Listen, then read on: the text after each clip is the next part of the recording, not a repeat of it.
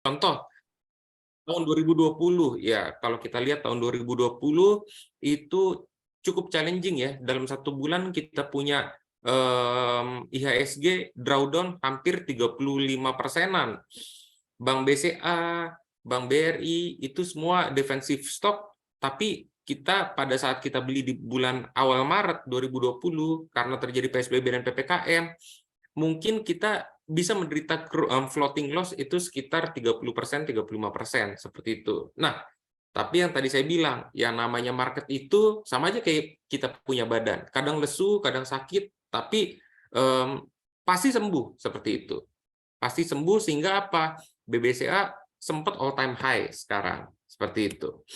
Nah, jenis-jenis manajemen portofolio. Manajemen portofolio aktif adalah salah satu taktik manajemen portofolio yang biasanya melibatkan aktivitas jual beli atau trading yang cukup intens. Jadi trading seperti itu demi bisa mengungguli pasar. Karena kalau misalnya kita nggak aktif, maka ya saham kita paling cuma pergerakannya mengikuti benchmark seperti itu.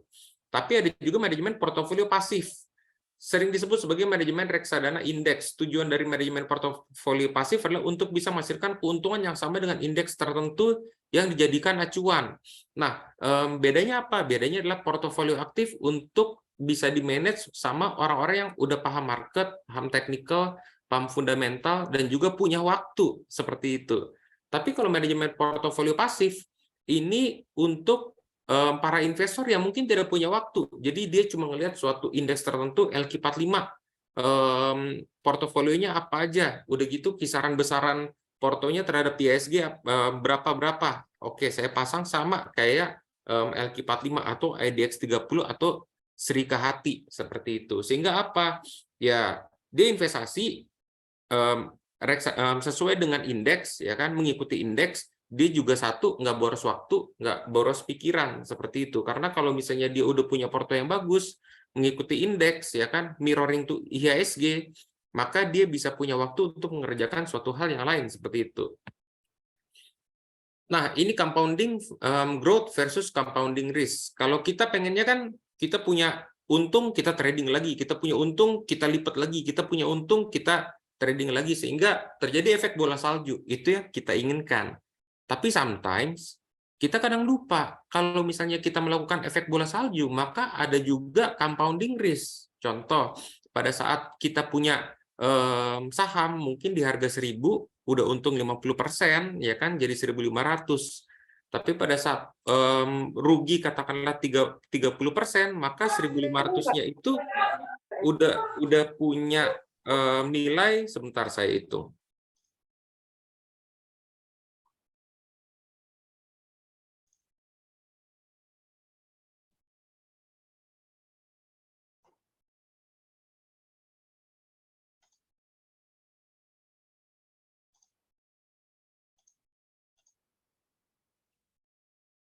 Katakanlah kita udah untung di satu saham, kita beli di harga saham 1.000. Alhamdulillah kita untung nih 50% ke 1.050. Tapi ternyata karena IHSG turun, akhirnya kita harus menderita kerugian 30%. Padahal kita untung 50%. Nah, dari 1.500, kerugiannya itu 30% jadi berapa sih?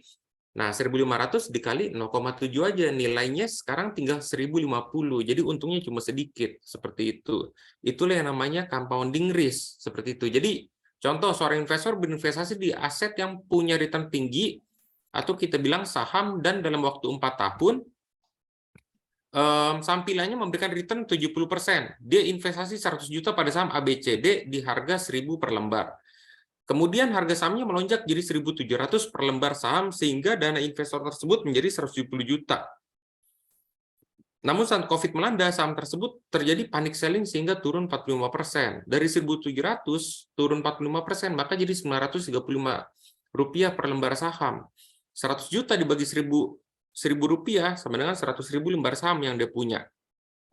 100.000 lembar saham dikali 935 lembar saham, maka duit dia karena tadinya udah untung 170 juta, karena turun 45%, jadi sisanya 93.500.000, malah floating loss. Itu kalau teman-teman greedy juga bisa seperti itu. Kadang-kadang greedy juga nggak cuma investor pemula, kadang-kadang yang udah berpengalaman pun bisa juga greedy. Kayak mungkin saya juga pernah mengalaminya, mungkin Pak Anton juga pernah mengalaminya, greedy. Seperti itu. Jadi investor melakukan hold saham tersebut selama 2 tahun lagi dan untungnya saham tersebut naik 110%. Jadi dari 935 dikali, karena untung 110% dikali 210%, berarti nilainya jadi Rp1.963 per lembar saham. Nilai investasinya dikali 100.000 lembar saham yang dia punya, maka jadi 196 juta. Ya tetap untung sih, tapi kan time horizon investasinya jadi lebih panjang, seperti itu. Nah, kalau misalnya dihitung secara compound annual growth rate, jadi pertumbuhan rata-ratanya secara tahunan cuma 16%, seperti itu. Nah, caranya untuk meminimalisir compounding risk adalah, nasabah telah merealisasikan, kita realisasiin dulu nih profitnya 70%, senilai 70 juta. Nah, 70 jutanya itu kita taruh mungkin di satu aset yang punya least volatile terhadap IHSG atau punya korelasi negatif. IHSG turun, dia tetap naik, seperti itu. Seperti apa? Deposito atau tabungan atau giro atau mungkin reksadana pasar uang, seperti itu. Nah, contoh ada reksadana pasar uang naikin 5% net setahun. Dalam jangka waktu 1 bulan modal masih di hold di saham tersebut. Jadi 70 juta dikali 5% bagi 12, maka duitnya yang 70 juta jadi 70.251.000. Alhamdulillah masih dapat return. Karena kalau enggak, malah drawdown kayak tadi. Drawdown-nya malah jauh loh. Jadi yang tadinya 170 juta, untungnya jadi kegerus malah jadi rugi 93 juta. Seperti itu. Nah, saat harga saham turun 45%, dana tersebut dialokasikan untuk average down. Dan kemudian naik ke harga 1.963 per lembar saham. Jadi 70 juta dibagi 1.700 sama dengan 41.176 lembar saham yang dijual. Jadi dia take profit 70 juta, maka 41.176 lembar saham yang dijual. 100.000 lembar yang dia punya dari harga 100 juta tadi, yang harga 1.000 dikurang 41.176, maka dia sisanya punya 58.800 lembar saham yang terjadi drawdown atau floating loss. Nah, di hold ke harga 935, maka nilainya jadi 55 juta. Terus dia buy nih 70.291.000, karena dia di reksadana pasar uang, maka dengan mudah dia bisa langsung redeem pasar uang masuk ke saham, seperti itu untuk average down. Dia beli di harga 935, maka dia dapat sekitar 75.177 lembar saham. Ditotalin berarti dia punya 134.000 lembar saham. Nah, dikali deh harganya di 1963 di 2 tahun kemudian. Akhirnya dia bisa mendapatkan nilai 163 juta, seperti itu. Nah, jadi kalau misalnya di average secara tahunan, dia punya return itu 43% per tahun, seperti itu. Nah, safe haven aset merupakan suatu aset yang punya korelasi negatif terhadap pasar sehingga memungkinkan sebagai pelindung nilai. Contoh seperti apa aja sih? Ada US dollar, terus juga ada emas, dan juga ada government bonds, seperti itu. Kenapa sih kok government bonds bisa disebut sebagai alat pelindung nilai? Iya dong, karena kalau misalnya kita ngutangin ke pemerintah Indonesia itu kan sulit untuk default, seperti itu. Apalagi kita punya credit rating tuh BBB+, seperti itu, dari Fitch. Jadi, kalau misalnya market lagi uncertainty kayak sekarang nih, menuju ketidakpastian karena ada ancaman resesi, apakah kita harus takut? Ya enggak juga. Apakah kita harus wait and see, standby dana di cash? Ya benar juga, standby dana di cash. Tapi cash apa? Ya mungkin kita bisa taruh di US dollar, atau mungkin di government bonds, atau mungkin di reksadana pasar uang yang jadi aset lindung nilai. Dibanding kita punya return yang kita expect malah terjadi kerugian, seperti itu. Nah, contoh US dollar itu bisa dijadikan aset pelindung nilai saat pasar tidak menentu, seperti saat ekonomi lesu, the Fed naikin suku bunga kayak sekarang nih. The Fed naikin suku bunga, US dollar naik sekitar 9% dari awal tahun. Emas juga merupakan safe haven aset yang dijadikan pelindung nilai saat pasar tidak menentu, namun pergerakannya cenderung berlawanan arah dengan nilai US dollar. Jadi kalau The Fed naikin suku bunga, orang-orang lebih intens tuh invest US dollar dibandingkan emas, seperti itu. Nah, government bonds terutama di developed market menjadi salah satu instrumen investasi untuk melindungi nilai aset pada saat pasar ekonomi lesu. That's why makanya kita punya obligasi itu cukup bagus, returnnya itu sekitar 7%, 7,6%, bahkan ada yang sekitar 9% per tahun di aplikasi Navi, seperti itu. Jadi Mirai Aset tuh punya aplikasi namanya Navi untuk teman-teman invest reksadana, seperti itu. Nah, kalau kita lihat inflasi dan Fed Fund Rate, kalau kita tahu dulu gara-gara ekonomi crash di tahun 2008, The Fed turunin suku bunga hingga 0% sampai 0,25%, ya kan? Lalu karena ekonomi udah mulai baik, dia mulai menaikkan suku bunga. Dia melakukan tapering yang tadinya quantitative easing, atau mungkin quantitative easing tuh kita bisa bilang dia nurunin suku bunga untuk merelaksasi pasar, seperti itu, biar nggak lesu. Akhirnya dia melakukan taper karena karena pasarnya juga udah bagus, ya kan. Lalu di 2020 karena terjadi COVID, dia turunin yang namanya suku bunga, seperti itu. Sebenarnya sebelum tahun 2020 dia udah turunin suku bunga karena adanya trade wars, seperti itu. Nah, kalau kita lihat pada saat inflasi di 2020, inflasinya di Amerika itu bisa sekitar sampai 7%, 8%. That's why makanya The Fed naikin suku bunga masih di sekitar 4%, 3,75 sampai 4%. Nah, teman-teman bayangin, inflasinya 8% di Amerika, depositonya sekitar 4%. Berarti net return-nya mereka masih minus loh, 4%. Tapi di Indonesia kita punya inflasi sekitar 5,7% tahunan. Tapi kalau misal di kuartal kemarin, tapi kita punya suku bunga BI 7 days repo rate dinaikin sama Bank Indonesia ke level 5,25%. Jadi kita punya net return nggak terlalu negatif. Nih, kalau kita lihat tingkat inflasi Indonesia ke sekitar 6%, suku bunga kita di level 5,25%. Nah, data inflasi pada tahun 2014 di Indonesia juga mengalami kenaikan inflasi hingga level 8,36%. Waktu itu harga-harga obligasi itu cenderung melemah. Kenapa? Karena BI naikin suku bunga sampai ke level 7,5%, sehingga orang-orang lebih tertarik untuk deposito.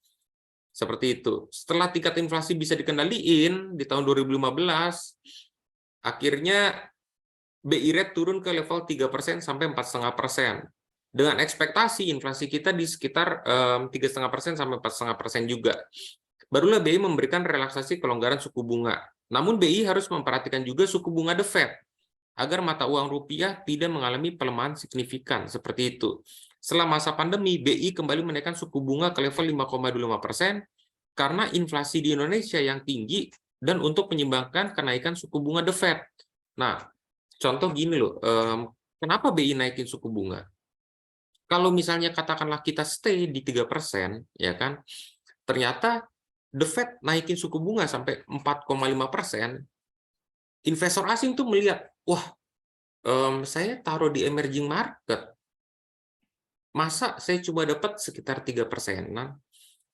Tapi kalau misalnya saya taruh di developed market, Amerika, saya bisa dapat 4%. That's why makanya BI harus naikin suku bunga. Untuk apa? Untuk menarik investor asing untuk tetap stay dananya. Kalau enggak, mereka mungkin rupiah bisa melemah sampai sekitar 16.7, 17.2. Kalau enggak. Contoh USD Japanese Yen. Jepang itu secara volatilitas pasar foreign exchange-nya itu udah rugi 20%-an selama awal tahun karena dia masih stay di minus 0,1%, tapi The Fed naikin suku bunga, seperti itu. Nah, thanks to God, BI saya rasa melakukan aksi yang bagus untuk menaikkan suku bunga untuk menahan inflasi dan juga menahan investor asing keluar. That's why makanya memang dari pasar obligasi asing keluar, tapi asing masuk ke pasar saham, seperti itu. Otomatis apa? Otomatis ada ketertarikan dari asing untuk masuk ke Indonesia. Karena apa? Indonesia ini kalau misalnya diproyeksiin di tahun 2023, kita masih growth kok, sekitar 4,8 sampai 5% kalau misalnya diproyeksiinnya. Jadi kenapa kita harus takut? Karena apa? Harga komoditas di Indonesia, walaupun mungkin nggak akan naik secara signifikan lagi, tapi ya udah nggak akan turun sampai dalam juga. Karena apa? Karena ada Ukraina sama Russian Wars, sehingga apa? Mempersulit yang namanya penyaluran distribusi komoditas, seperti itu. Karena mempersulit penyaluran distribusi komoditas, alhasil apa? Harganya akan tetap tinggi, seperti itu. Nah, ini kalau kita lihat USD versus IDR, jika ketidakpastian ekonomi terjadi atau pertumbuhan ekonomi melemah, maka cenderung investor mengalihkan dana dari pasar saham ke safe haven aset, seperti US dollar atau emas, atau bisa juga obligasi pemerintah di developed market untuk menghindari risiko saat keadaan ekonomi global atau suatu negara tidak baik-baik saja. Nah, kalau teman-teman lihat nih, pasar emas sama pasar USD, apakah selalu naik? Enggak juga, dia bisa turun. Contoh, di tahun 2017, di 2013 sampai 2015, karena The Fed naikin suku bunga, maka dia turun harga emas. Lalu dia mulai naik lagi, tapi apakah selalu naik? Enggak juga. Jadi kalau misalnya ada yang investasi emas berpikir, emas selalu naik, ya enggak juga. Tergantung kalau misalnya ternyata ada resesi ekonomi, tapi The Fed-nya naikin suku bunga, belum tentu harga emas naik. Mungkin malah US dollarnya yang naik. Tapi kalau misalnya terjadi resesi ekonomi, tapi The Fed turunin suku bunga, belum tentu US dollar naik. Bisa jadi emas yang naik. Seperti itu. Jadi teman-teman juga investasi harus pintar membaca pergerakan arah. Nggak selamanya safe haven aset juga harganya naik. Seperti itu. Nah, tapi di Navi, di Mirai Aset Sekuritas, ada satu investasi yang cenderung naik, less volatilitas, lalu cenderung naik, dan gampang untuk dijual, seperti itu. Kalau kita investasi emas, contoh, mungkin emasnya emas batangan ya, maka kan ada harga spread, beli dan jual, seperti itu. Atau mungkin kita investasi US dollar, ada harga spread, beli dan jual. Teman-teman bisa cek ke bank, ada harga kiri, ada harga kanan, bid ask berapa. Itu spreadnya mungkin cukup mahal. Kalau misalnya bank, contoh, per hari ini mungkin bank jual US dollar di 14.700. Artinya kalau teman-teman beli harganya itu di 14.700. Tapi kalau misalnya teman-teman jual ke bank, bank belinya di level 14.400. Maka susah banget untuk dapat selisih harga karena ada spread yang tinggi kalau kita mau investasi US dollar ataupun investasi emas.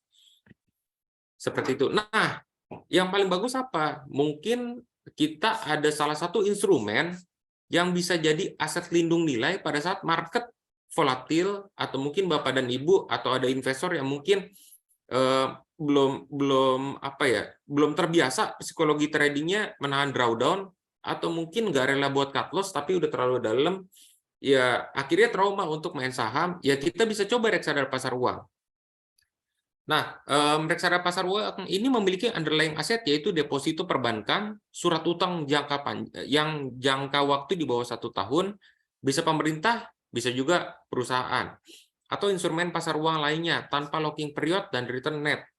Jadi ini bagus banget kalau misalnya teman-teman buat standby cash. Jadi nggak selamanya cash itu benar-benar ada di RDN, tapi cash itu bisa ditaruh di instrumen yang bisa menghasilkan return setara dengan cash, seperti itu. Jadi contoh reksadana pasar uang bisa jadi pilihan. Nah, teman-teman bisa beli di Navi. Caranya ya tinggal kalau teman-teman udah jadi investor saham di Mirai Aset Sekuritas, teman-teman tinggal download aja di handphone, di iPhone atau mungkin di Android, itu bisa di-download langsung aplikasi Navi, namanya Navi by Mirai Aset. Nah, kalau misalnya teman-teman belum pernah punya, belum register, ya teman-teman harus register dulu, klik daftar, terus teman-teman harus udah jadi nasabah Mirai Aset dulu ya, tapi ya sebelum punya Navi, seperti itu. Nanti teman-teman bisa registrasi di hari kerja dan di jam kerja bursa, maka nanti teman-teman akan dapat IFWA atau mungkin bisa dibilang bisa buka rekening di hari itu juga, seperti itu. Yang penting di hari kerja dan di jam kerja. Approval tim Navi same day, selama di hari kerja dan juga di jam kerja. Nah, tapi pembelian reksadana itu maksimal itu sebelum jam 12 siang. Jadi kalau misalnya udah lewat dari jam 12, maka teman-teman akan dapat harga besoknya, seperti itu. Penjualan pun seperti itu. Nah, kalau misalnya reksadana pasar uang, yang untuk teman-teman meminimalisir risiko, karena underlying-nya deposito dan juga surat utang korporasi ataupun pemerintah yang di bawah 1 tahun, ini return-nya naik terus. Dan kalau misalnya teman-teman mau jual, teman-teman butuh duitnya, ya katakanlah mau nongkrong Friday night, ya kan, berarti teman-teman bisa jual di hari Kamis sebelum jam 12, karena nanti jam hari Jumat dananya itu akan sampai ke RDN teman-teman. Tapi teman-teman harus cairin dulu dari RDN. Ya palingan kalau misalnya teman-teman butuh uang di hari Jumat, paling aman sih dicairinnya hari Rabu, seperti itu. Nah, ini bisa klik RDN balance kalau misalnya udah diregister. Nanti kalau udah diregister, bisa nyambung ke teman-teman punya RDN. Seperti itu, nyambung nih. Kayak gini contohnya. Di RDN rekeningnya ada 58.000, ya berarti di Navi juga saldonya ada 58.000, seperti itu. Teman-teman juga bisa auto invest ke reksadana yang punya volatilitas cukup tinggi, contoh reksadana saham, seperti itu. Nah, ini teman-teman juga bisa lihat portofolio alokasi teman-teman apakah udah sesuai dengan risiko profil teman-teman atau enggak. Contoh, mungkin ada teman-teman yang tipenya konservatif. Tipenya konservatif ya udah pasti harusnya 70% ada di reksadana pasar uang. 20%-nya ada di yang namanya reksadana pendapatan tetap. Reksadana pendapatan tetap itu underlying asetnya itu rata-rata surat utang. Nah, jadi tidak volatilitas. Jadi tidak volatil dia. Nggak fluktuatif kayak yang namanya saham. Nah, 10%-nya kita harus tetap punya di reksadana saham ataupun mungkin saham langsung.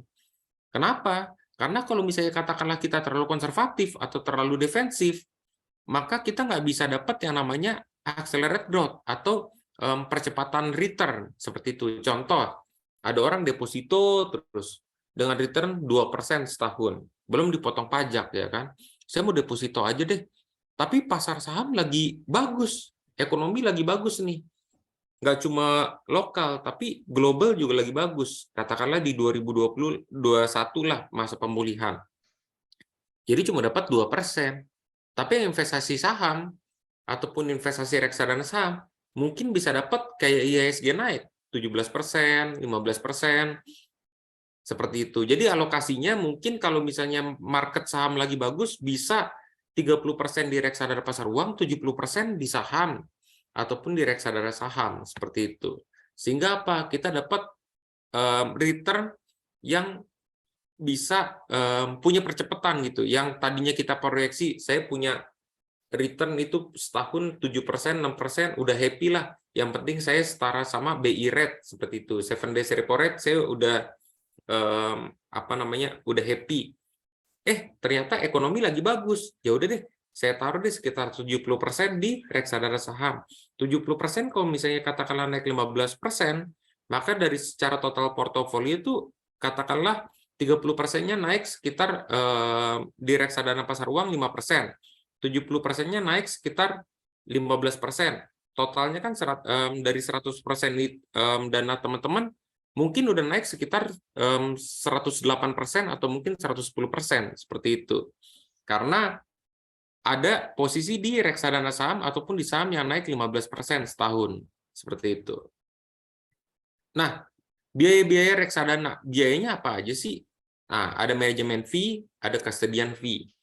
Ini tapi udah terkreat sehingga membentuk yang namanya NAB atau nilai aktiva bersih.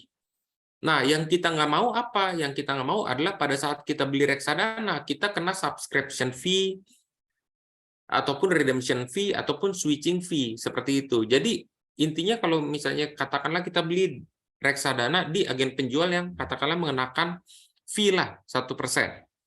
Berarti dari katakanlah kita punya dana 1 juta, karena kita kena fee 1%, maka yang masuk ke kita punya investasi itu sekitar 990.000 karena ada fee-nya. 1%. Kalau misalnya teman-teman belinya di Mirai karena tidak memberikan fee sama sekali, nggak dikenain fee, maka teman-teman beli 1 juta, ya udah langsung 1 jutanya untuk beli NAB, nggak ada biaya sama sekali, sehingga lebih murah untuk biaya investasi seperti itu. Nah, kita punya key partners, reksadana yang kita jualin tuh manajer investasinya udah banyak. Ada Sukor Invest Asset Management, ada Trimegah, ada Insight, ada Dana Reksa, ada BNI Asset Management, ada Mandiri Investasi, ada Sinarmas Asset Management, dan lain sebagainya. Jadi kita juga udah kerjasama sama manajer investasi yang kawakan dalam memilih portofolio dan punya return cukup bagus, sehingga teman-teman nggak perlu khawatir lagi untuk investasi, katakanlah di reksadana pasar uang ataupun reksadana pendapatan tetap untuk mengimbangi volatilitas pasar seperti itu. Nah, ini sebagian dari saya punya share. Nah, kalau mungkin teman-teman mau lihat yang namanya Navi itu kayak gimana, nah ini kita buka versi websitenya. Inilah Navi dari Mirai Asset.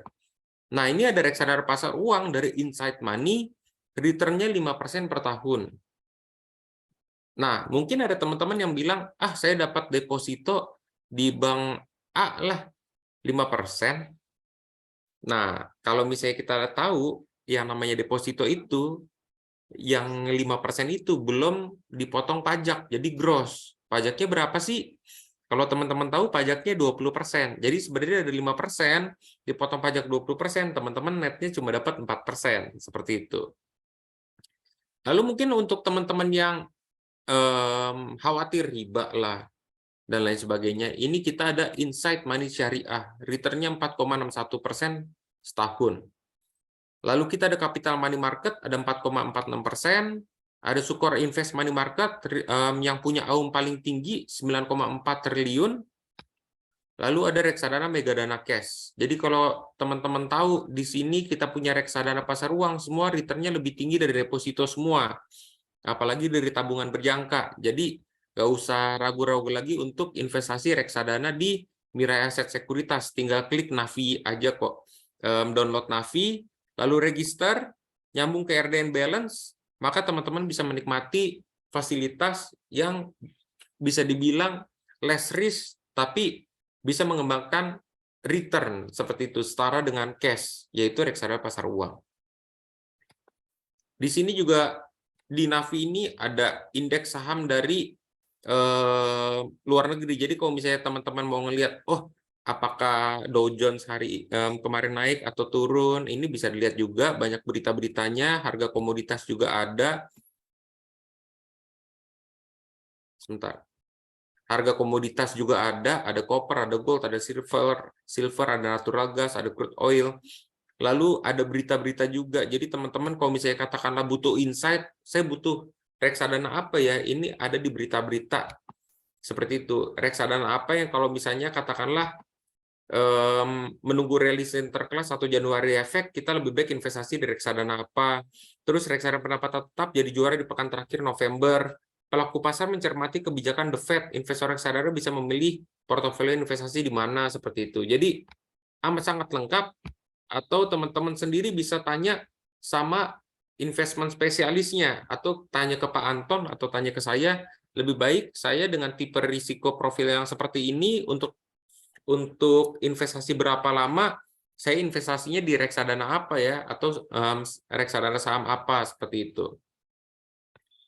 Lalu ada reksadana pendapatan tetap, ini yang namanya surat underlying-nya namanya surat utang, bisa pemerintah ataupun bisa yang punya korporasi. Ada MNC Dana Syariah, return-nya 7,6%, ada MNC Dana Liquid dari MNC Asset Management, ada juga ya iHat Syariah Fund dengan return 7,38% setahun. Ini net semua nih teman-teman, dan tingkat volatilitasnya kalau misalnya teman-teman lihat nih, 3 bulan, 1 tahun, tuh volatilitasnya tuh nggak terlalu tinggi. Seperti itu. Nih 3 tahun. Kalau kita buka tuh 5 tahun. Tuh, selalu naik 6 bulan, 1 tahun. Jadi ini maksudnya, jadi kalau misalnya ada volatilitas pasar dan teman-teman menilai, oh saya standby cash. Tapi kalau misalnya teman-teman standby cash, ya kan, di saat inflasi lagi tinggi, marketnya turun, nah tetap aja teman-teman kalah duitnya sama inflasi. Jadi standby cash-nya di mana? Standby cash-nya adalah di suatu produk yang setara cash. Kenapa bisa dibilang setara cash? Karena bisa dicairkan sewaktu-waktu gitu, nggak ada locking period. Tapi return harus di atas inflasi, seperti itu. Banyak orang market drop, ya kan, dia wait and see. Saya wait and see deh. Saya taruhnya di cash aja, atau mungkin saya taruhnya di emas, atau mungkin saya taruhnya di US dollar. Padahal US dollar sama emas, kalau misalnya ternyata ada isu-isu pasar yang berlawanan, maka US dollar bisa turun, atau mungkin emas juga bisa turun harganya.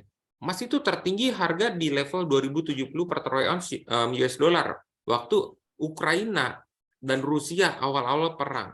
Sekarang harga emas di 1.800. Apa itu naik? Tapi kalau ini kan naik terus. Seperti itu. Jadi ya surat utangnya juga surat utang dari korporasi Indonesia ataupun surat utang di Indonesia, seperti itu. Nah, ini ada reksadana campuran, ada Sukor Invest Premium Fund, dan juga Sukor Invest Flexi Fund, returnnya juga cukup amazing ya. Sukor Invest Premium Fund, returnnya ini bisa 17% setahun. Sukor Invest Flexi Fund, returnnya 7,8% setahun. Arcitas Dana Berimbang, returnnya 1,27% setahun. Nah, ini dana reksa syariah berimbang, returnnya 0,14% setahun. Seperti itu. Memang ada yang minus, karena nggak selamanya semua portofolio ada di surat utang. Seperti itu. Mungkin Sinhan Balance Fund, karena reksadana campuran itu maksimum 79% ada di suatu instrumen, jadi pilihannya bisa bebas nih. Bisa di saham, atau bisa di surat utang, atau bisa di pasar uang. Yang penting 79% maksimum. Katakanlah, saya tipenya moderat. Saya pasang portofolio reksadana campuran saya 79% di surat utang. Seperti itu. Tapi sisanya saya taruh di saham. Maka kalau misalnya saham terjadi penurunan, saya masih bisa punya return yang didapat dari kenaikan harga obligasi dan juga kupon yang diberikan oleh obligasi. Contoh, kalau teman-teman tahu, Sukor Invest Premium Fund, ini adalah reksadana campuran yang punya portofolio rata-rata itu besarnya ada di surat utang, sehingga dia punya return cukup bagus di level 1 tahun 17% tadi per hari kemarin. Kalau ini fund exit-nya per 30 November. Nah, kalau kita lihat efek sahamnya 18%. Efek obligasi atau surat utang 78,9%. Artinya apa? Dia moderat. Dia nggak terlalu agresif, tapi dia punya porsi di saham sekitar 18-25%. Untuk apa? Kalau misalnya katakanlah dia di obligasi mulu, ya palingan return cuma sekitar 6%, 8% dia setahun. Tapi kalau dia ada porto di saham, maka kalau market sahamnya lagi bagus, dia bisa buat ngeboost dia punya performance, atau bisa punya accelerate growth, atau kinerja yang punya eksplisit kinerja yang harusnya cuma sekitar 6% sampai 8%, karena ada porto di sahamnya, dia jadi bisa punya 1 tahun 18,4%. Seperti itu. Jadi kita juga harus kayak fund manager, punya portofolio alokasi tapi terdiversifikasi, sehingga apa? Pada saat kita mengalami yang namanya ekonomi cyclical yang nggak bagus, kita punya aset tetap tumbuh, seperti itu. Contoh di reksadana saham sekarang, ada Sukor Invest Equity Fund, returnnya 8%. Bayangin, Sukor Invest Equity Fund masih punya return 8%, padahal IHSG dari awal tahun mungkin return-nya cuma 2%, tapi Sukor Invest Equity Fund return-nya 8%. Nah, buat teman-teman yang katakanlah lagi belajar megang portofolio, ya teman-teman harus bisa nih ngalahin benchmark teman-teman Sukor Invest Equity Fund. Oh, kok dia bisa ya? Setahun 8%, saya malah rugi nih setahun, seperti itu. Jadi kalau misalnya teman-teman tahu, IHSG itu year to date sekitar 2,3%. Year to date itu dari awal tahun sampai penutupan sesi hari ini, cuma 2%. Satu tahunnya IHSG naik 0,16%. Tapi Sukor Invest Equity Fund bisa naik 8%, which is good.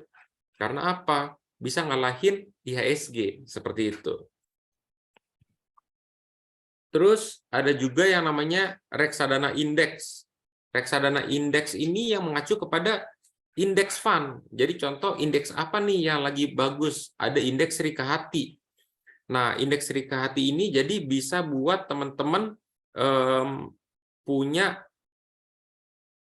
nggak selalu di LQ45, tapi Rikahati ini karena basisnya itu adalah sustain and responsibility index. Jadi dia ini indeks Rikahati ini konsentrasi ke apa namanya yang ramah lingkungan seperti itu dan responsibility.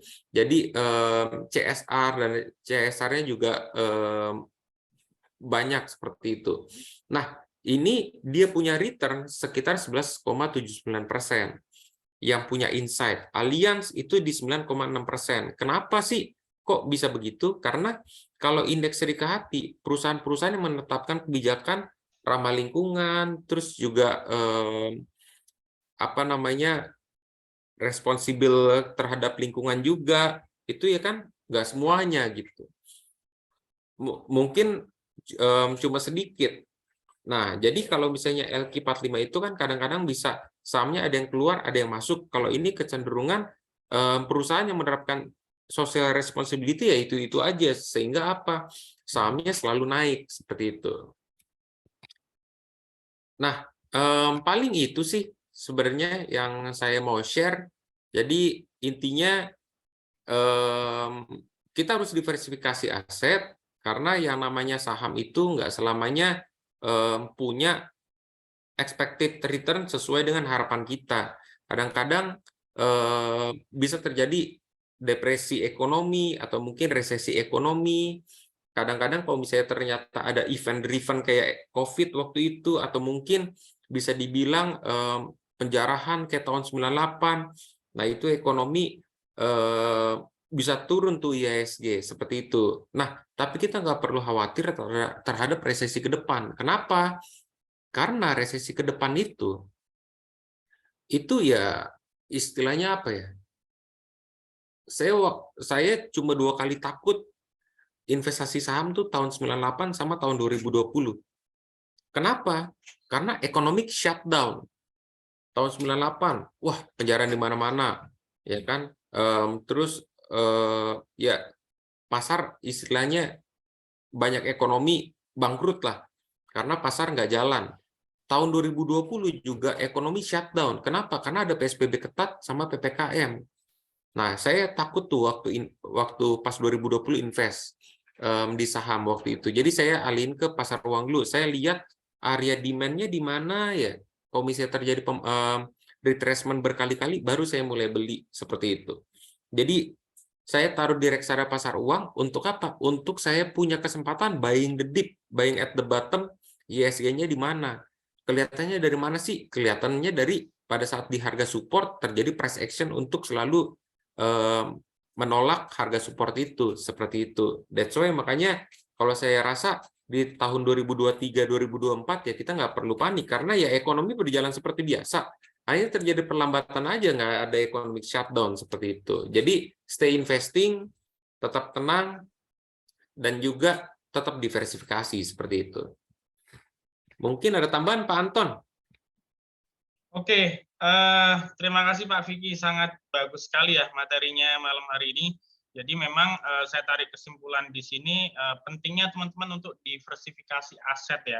Jadi dengan Navi ini mungkin jika teman-teman melihat kondisi IHSG seminggu terakhir sulit untuk scalping, sulit untuk trading, dan mungkin teman-teman lagi wait and see, daripada duitnya nganggur dimasukin ke Navi, kemudian dimasukin mungkin bisa ke pasar uang atau pendapatan tetap yang mungkin lebih stabil dan uang kita tetap bekerja untuk kita, tidak parkir bus gitu loh, istilahnya seperti itu. Dan mungkin ada pertanyaan dari teman-teman ya di sini, mungkin silahkan bebas, nggak usah takut. Pak Vicky nggak gigit kok. Ayo teman-teman tanya apa aja boleh.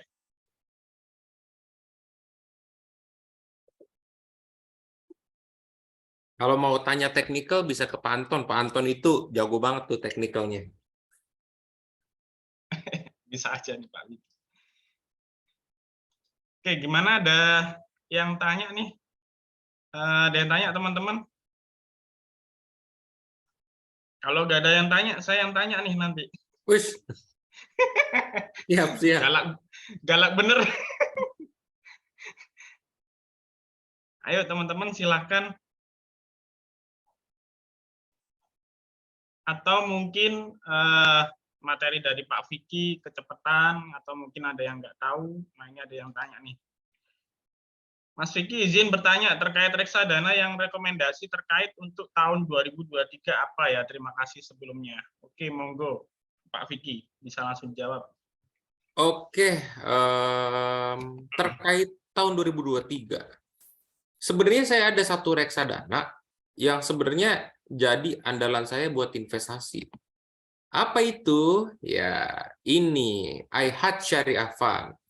iHeart Syariah Fund ini secara yang tadi saya bilang return-nya itu selalu naik walaupun terjadi market crash. 3 tahun deh kita lihat. 3 tahun ini secara kenaikan NAB selalu naik. Padahal 2020 itu di tahun terjadinya COVID, IHSG turun banyak kan, 30%, 35%, tapi ini selalu naik. Sehingga ini jadi salah satu instrumen investasi saya, dana saya gede kebanyakan di sini, iHeart Syariah Fund. Nah, satu lagi reksadana ini filantropi. Jadi gini loh, kalau misalnya teman-teman lihat nih. Nah, ini nih. Benchmarknya nih.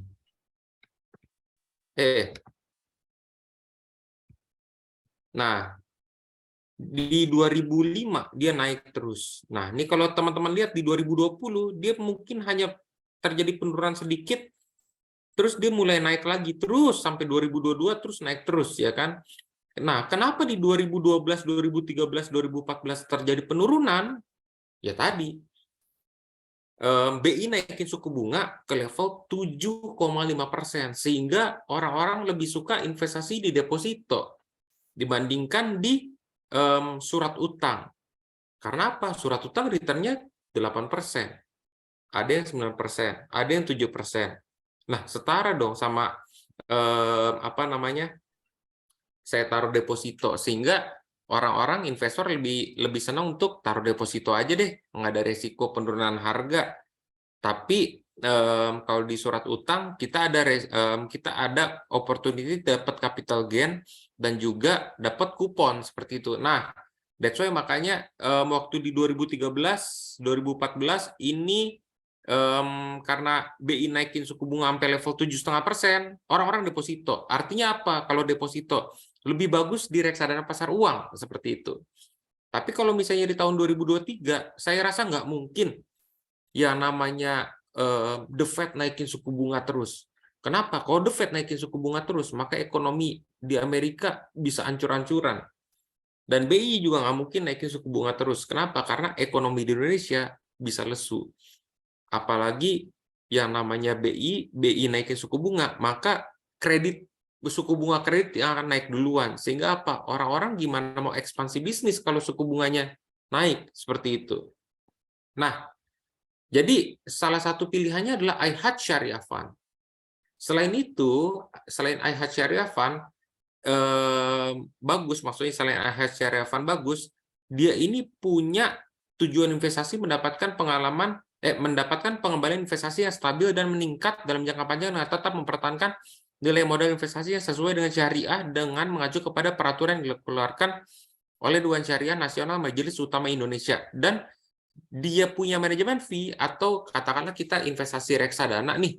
Investasi reksadana ini kan ada manajemen fee yang didapatkan oleh manajer investasi. Contoh, ini manajemen fee-nya, biaya manajemen fee-nya 1%, maksimum 1% per tahun. Jadi kalau misalnya teman-teman invest katakanlah 100 juta, ya kan, biayanya cuma 1 juta setahun. Berarti kalau misalnya teman-teman invest 1 juta, kalau teman-teman invest 1 juta, biayanya 1 juta cuma 10.000. Jadi yang didapatkan oleh manajer investasi 10.000 perak setahun, bagi aja 12. Bagi 12, manajer investasi cuma dapat sebulannya Rp833 dari biaya jasa untuk mengatur portofolio teman-teman, seperti itu. Jadi amat sangat murah, dan biaya manajer investasinya ini untuk memberangkatkan umroh orang yang nggak mampu, seperti itu. Nah, ini ada sekitar 19,4 miliar dana akumulasi dana CSR-nya untuk memberangkatkan umroh orang. Loh, kok banyak banget, Pak? 19,46 miliar, emang cuma di standby di cash doang, nggak diberangkatin. Nah, jadi dulunya memang reksadana IH Syariah Fund ini untuk memberangkatkan haji. Tapi karena haji itu sekarang antriannya lama, bisa 20 tahun, maka keputusannya untuk memberangkatkan umroh. Seperti itu. Orang yang nggak mampu ya, jadi kalau misalnya Bapak adalah orang yang mampu, tentunya nggak bisa seperti itu. Nah, dan satu lagi, jadi kalau misalnya kita taruh dana di sini, manajemen investasinya ini untuk membiayai orang umroh. Nah, kenapa kok bisa 19,46 miliar? Karena di 2020 sampai 2021 ya nggak bisa umroh karena kan ada pandemi, seperti itu. Selain itu, ada juga kalau misalnya teman-teman emang mau belajar taruh duit di reksadana, ya buat kebutuhan bulanan lah, bayar SKS atau mungkin buat belanja bulanan, bisa di reksadana pasar uang dari Insight juga, Insight Investment Management. Ada namanya Insight Money. Ini kalau misalnya dilihat return-nya itu 1 tahun 5%. Ini setara dengan deposito. Nah, coba kita lihat. Ada nggak satu instrumen yang return-nya tuh naik mulu kayak gini deh? Nah, reksadananya si Insight ini yang warna ini nih. Sorry, saya agak buta warna. Pokoknya yang bawah warna merah. Ini warna apa ya? Warna apa ini, Pak Anton? Sky blue kayaknya ya itu ya. Ya, sky blue. Sky blue. Jadi returnnya naik terus juga karena ini manajer investasi Insight Investment Management yang mengelola, maka ada juga yang namanya dana CSR-nya juga. Untuk apa sih? Untuk program sosial kemanusiaan, keagamaan, pendidikan dan lingkungan hidup, serta turut mendukung tercapainya Sustainability Development Goals di Indonesia. Seperti itu. Jadi, selain kita investasi, kita dapat return, kita juga dapat berkah. Membantu orang banyak, udah kayak gitu memberangkatkan orang umroh, ada juga mungkin ini untuk mendukung perpustakaan. Saya udah pernah lihat waktu itu pas Insight presentasiin ke tim saya, Insight ini membangun perpustakaan, terus juga sumur, air bersih di berbagai daerah seperti itu. Jadi kalau kita invest di sini, secara nggak langsung kita juga punya satu kontribusi terhadap sesama kita yang membutuhkan seperti itu, sehingga ya insya Allah bisa dicatat di Yaumul Hisab seperti itu. Mantap, mantap, mantap.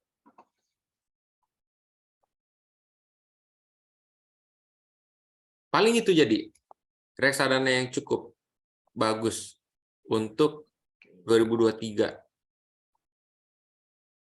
Oke, ini ada pertanyaan lagi Pak Vicky. Kalau reksadana dijual sebelum 1 tahun kena biaya apa saja, Mas Anton? Nggak kena biaya sih ya Pak Vicky ya? Nggak kena biaya. Mau jual hari ini beli, ternyata besok jual juga nggak kena biaya, Pak. Tenang aja. Jadi reksadana di Navi ini fee-nya 0% ya, Bapak Ibu. Kecuali teman-teman. reksadana dari Sinarmas ya. Dana Oh Mas iya, tuh iya. ada. Oke.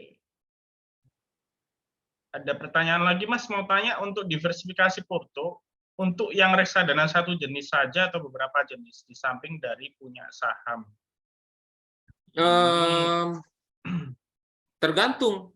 Kalau saya saranin 2 jenis. Kenapa? Ya, kalau misalnya kita trading saham, ya kan? Karena kalau kita trading saham kan ada risiko porto nyangkut seperti itu. Nah, kalau kita nyangkutnya di saham gorengan ya kita harus cut loss. Kalau saya pribadi begitu ya, saya punya manajemen risiko. Tapi kalau misalnya katakanlah kita terjadi floating loss-nya itu di saham yang mungkin punya prospek bagus atau mungkin saham yang punya pengaruh terhadap IHSG besar. Jadi kalau IHSG naik ya otomatis itu saham juga harus naik seperti itu. Ya saya palingan average down. Nah, dana saya yang average down ini adalah dana pengalihan dari reksadana pasar uang ataupun reksadana pendapatan tetap seperti itu. Jadi katakanlah saya punya dana mungkin 30% nih buat copet-copetan ya kan. Copet-copetan mungkin di saham Pegas, saham Tebik, saham Tower, terus saham BRPT, TPIA ya kan, BBRI, BBCA. Tapi kalau misalnya suatu saat nyangkut ya kayak sekarang lagi nyangkut gitu ya kan. Tapi karena di saham-saham tersebut yang saham-saham bagus, otomatis saya nggak terlalu suka cut loss. Saya panjangin time frame investasi saya, lalu saya top up dana yang berasal dari reksadana pasar uang. Reksadana pasar uang saya cairin, saya average down itu gitu. Kalau saya begitu. Jadi kalau saran saya kalau Bapak dan Ibu udah main saham, ya palingan punya reksadananya, ngapain lagi di reksadana saham? Mendingan di reksadana pasar uang ataupun reksadana pendapatan tetap. Lah kalau misalnya kita main saham sendiri terus kita belinya reksadana saham juga, gimana ya? Resikonya sama, terus returnnya kalau kita kelola sendiri reksadana saham, kadang-kadang kalau kita udah jago tradingnya, lebih untung kita yang tradingin, iya nggak sih? Ya Pak Anton nih. iya betul betul. Iya. Jadi mau menambahkan ya Mas Arief. Jadi gini nih, misal nih kita katakanlah punya dana di saham katakanlah 10 juta. Nah, 10 juta itu kita beliin saham, posnya lagi nyangkut. Katakanlah misal floating minus sekarang 10% misal. Dan kita masih ada dana cadangan misal 10 juta. Kita masukin misal di reksadana pasar uang maupun pendapatan tetap. Bebas ya, mau investasi syariah atau sukor tadi yang di-advise-kan Pak Vicky gitu ya. Nah, di reksadana tersebut kita parkir dana di situ, misal bisa kasih return katakanlah mungkin per bulan 1% bisa Pak Vicky ya? Atau 3 bulan 1%? Ini reksadana apa Pak? Pasar uang? Pendapatan tetap, Pak. Oh, Pendapatan tetap atau ya pasar uang. sekitar 0,3% sampai 0,7% lah, 0,3% sampai 0,7%. Ya, jadi per bulan dapat segitu ya, rata-rata kira-kira segitu. Jadi mungkin bisa bikin balance ini ya, total portofolio Mas Arief. Jadi kalau misalnya yang satu lagi di saham lagi minus, bisa ketolong sama yang di reksadana kayak gitu sih. Jadi tujuannya diversifikasi itu seperti itu. Dan kalau misalnya bisa dapat cuan dari saham dan cuannya digulung lagi dibeliin reksadana, otomatis nanti juga lebih apa ya, compounding ya istilahnya ya, lebih profitable istilahnya seperti itu. Dan mungkin lebih ke reksadana ini aja sih, pendapatan tetap dan pasar uang dibanding reksadana saham, karena mungkin jauh lebih manfaat kita fokus trading di saham kalau sama-sama saham kayak gitu, seperti yang dibilang Pak Vicky tadi. Oke ya, semoga menjawab ya Mas Arief. Berikutnya Thank you tadi Pak bantuannya. ya siap. Tadi dicontohkan sukor fund 8% padahal bursa tadi hanya 2%. Nah, tadi dibilang trader bisa mengacu sukor tersebut. Memang kita bisa tahu sukor fund isinya saham apa aja. Gimana Pak Vi? Nah, sebenarnya di reksadana itu yang kita bisa tahu itu adalah portofolio terbesarnya. Gitu. Jadi nggak dikasih tahu total portofolio. Mungkin dia punya portofolio dengan dana 2 triliun itu dia punya 200 saham kan kita nggak tahu. Seperti itu. Cuma strateginya dia itu ada saham-saham yang punya saham alpha atau saham alpha seeker. Artinya apa? Saham-saham yang mungkin sekarang ini belum punya likuiditas menarik, ya kan? Tapi secara good corporate governance, saham itu bagus gitu loh. Ownership-nya juga berjalan, tujuan ownernya juga bagus, manajemennya juga terkontrol dengan baik. Udah kayak gitu, dia punya produk itu katakanlah barriers to entry ke marketnya mudah atau overtime dipakai sama masyarakat, sehingga apa?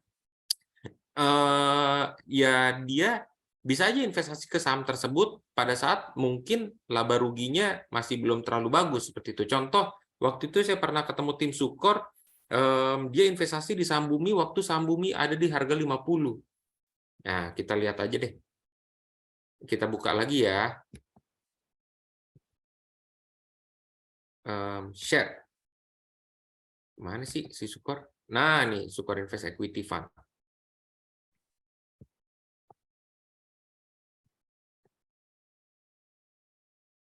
Detail. Bentar, kita buka fund fact sheet-nya.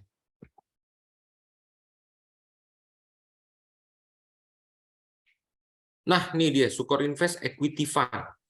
Saham-sahamnya apa aja? Alokasi efek terbesar yang kita tahu adalah Adaro, Astra, BBRI, BBTN, Bumi, Mandala Multifinance, Perusahaan Gas Negara, Samindo Resource, Telkom, Excel Asiata. Nah, kalau kita tahu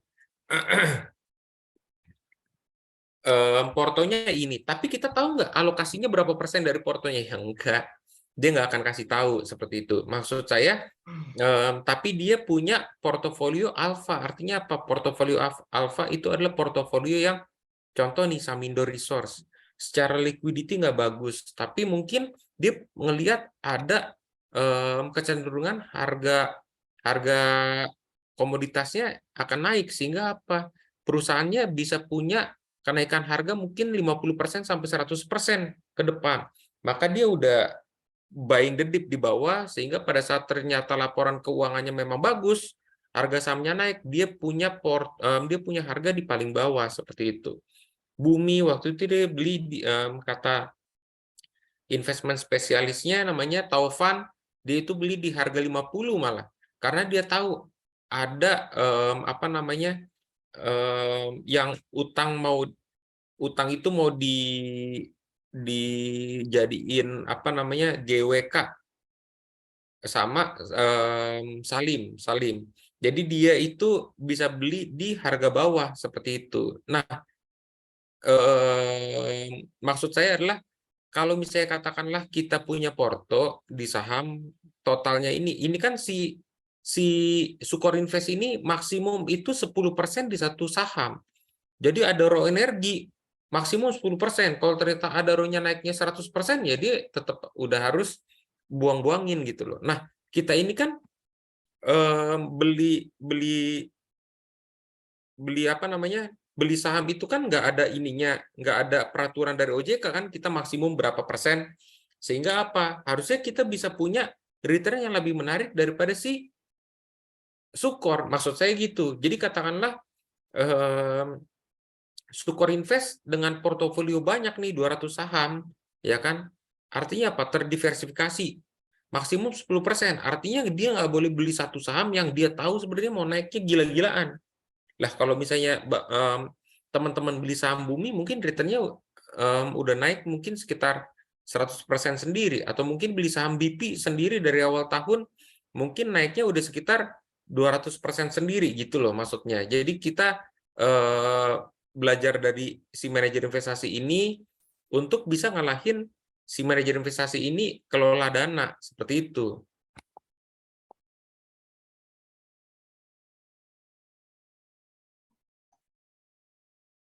Oke, jadi itu ya penjelasannya. Iya. Ya. Nah,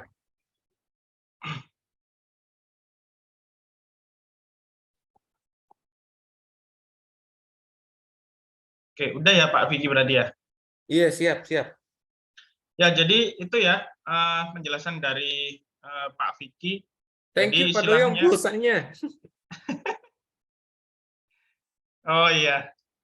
Ya jadi maksudnya Pak Vicky, kalau semisal manajer investasi itu di Sukor dia bisa ngasilin 8%, buat teman-teman yang trading di saham, kalau setahun masih di bawah 8%, berarti ya mungkin lebih baik teman-teman juga diversifikasi aset ke reksadana aja, karena mungkin dalam tanda kutip teman-teman belum mampu ya, istilahnya belum bisa atau mungkin mahir di saham yang bisa ngalahin dari Sukor Invest tadi ya, Sukor saham ya. Jadi seperti itu Iya. ya. Jadi istilahnya teman-teman juga harus mengukur ya kemampuan track record-nya ya. Karena menurut saya investasi itu apalagi investor pemula, mungkin tolak ukurnya minimal 1 tahun 2 tahun lah di saham.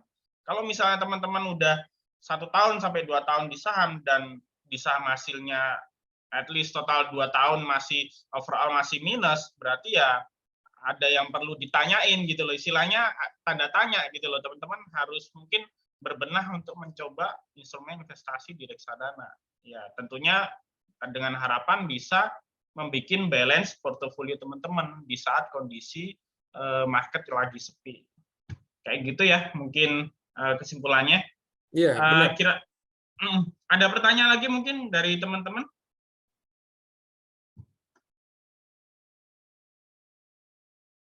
Cukup ya, nggak ada pertanyaan lagi Pak Vicky. Mungkin ada closing statement dari Pak Vicky mungkin buat teman-teman yang mau Ya, belajar investasi reksadana. sebenarnya sih udah saya sampaikan tadi sih. Jadi kalau misalnya tentang resesi ya kita nggak usah terlalu takut. Resesi itu kita samakan dengan kita punya badan. Kan kita punya badan juga nggak selalu sehat. Kadang bisa flu, bisa kena tipes. Cuma bedanya resesi ke depan adalah kita kena flu, batuk pilek, tapi kita tetap ngantor ataupun mungkin kita tetap kuliah sehingga ya mungkin kita nangkep pelajaran nggak maksimal atau mungkin kita kerjanya nggak maksimal.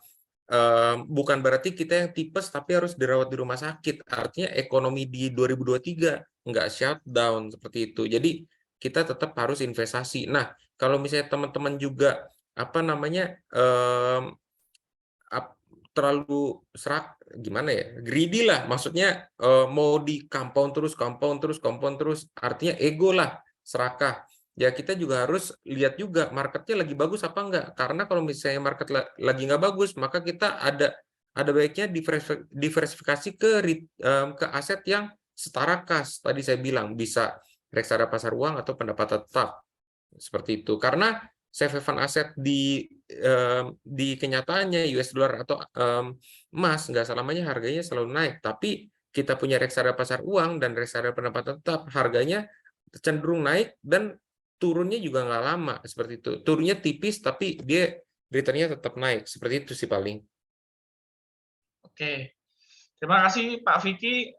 Mungkin kita sudah di penghujung waktu ya. Semoga Iya, mungkin materi dari Pak Vicky bermanfaat buat teman-teman semuanya dan semoga teman-teman bisa praktek untuk mungkin belajar untuk membeli reksadana supaya mungkin portofolio teman-teman bisa lebih baik.